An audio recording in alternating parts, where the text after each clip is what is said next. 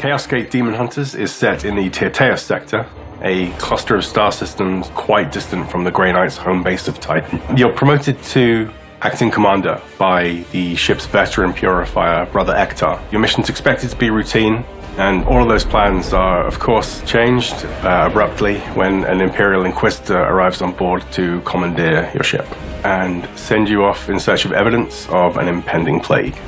The hunt for the truth behind the bloom and the battle to prevent it from spreading to the wider Imperium is the central conflict behind the game. The Baleful Edict is your strike cruiser. It acts as a mobile base of operations as you travel around the sector fighting the Bloom's corruption. Each section of the ship gives you access to different systems that you'll need to manage over the course of the game. The Strategium is where Hktar helps you oversee the conflict against the Bloom. From here you can access the barracks, which houses your knights and allows you to manage their equipment and upgrades. You'll also be able to access the armory, which is where you can review equipment made available to you by the Grand Master Varden Kai. With such high stakes riding on the mission, tension between your crew and the Inquisitor is inevitable. So you'll have to work closely with each of them to ensure your success.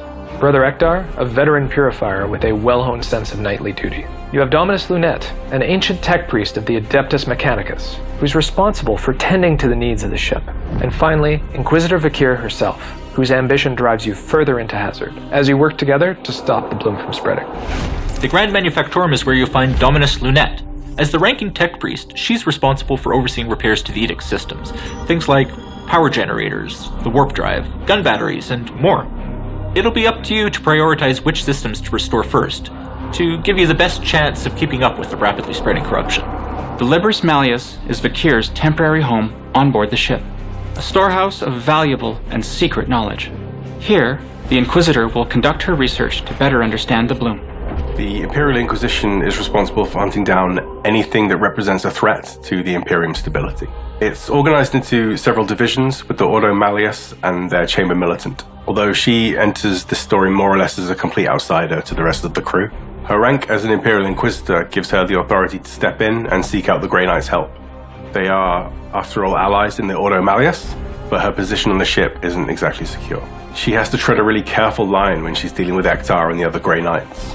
Although she's a powerful psyker, Vakir is a human, vulnerable to corruption and external influence. So you will have to balance your limited resources against her ambitious objectives, keeping your squads alive and ready to tackle the next threat. At first, you can combine 4 different classes to make up your Grey Knight squad. There are Justicars, tough frontline warriors.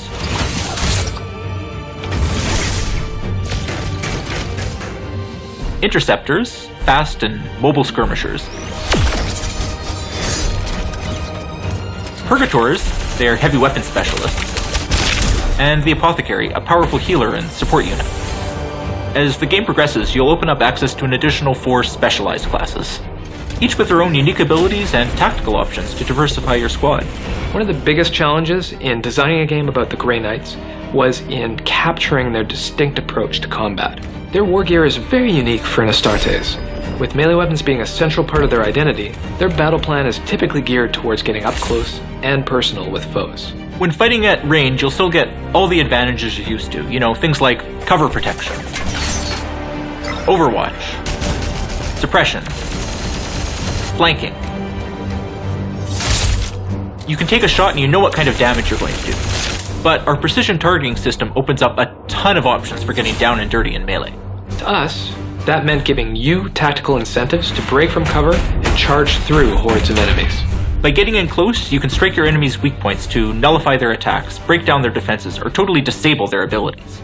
Stun an enemy, and you open them up to a brutal execution that can give your whole squad a momentum boost to continue the assault. And that doesn't even factor all the extra war gear, master-crafted weaponry, and psychic abilities that will open up even more tactical options.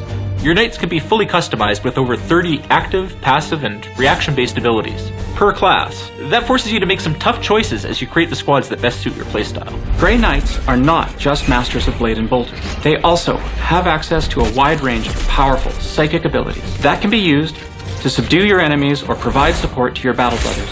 As the Inquisitor researches the Bloom, she will learn powerful psychic stratagems that can be used to support your squads in combat. Used correctly, they can turn the tide of an entire battle. In Chaosgate Demon Hunters, we give you all the tools you need to face down fearsome odds, but we leave the battle plan up to you.